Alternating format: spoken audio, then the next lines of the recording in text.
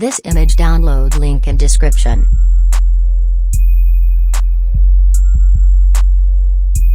Click adjustment layer icon and select gradient option.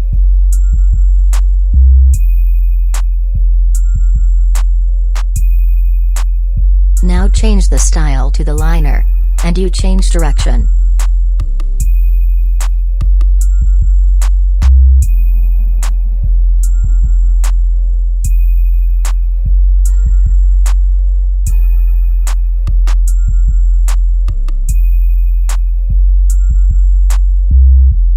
Now change the gradient color as you wish. Finally, then click OK button.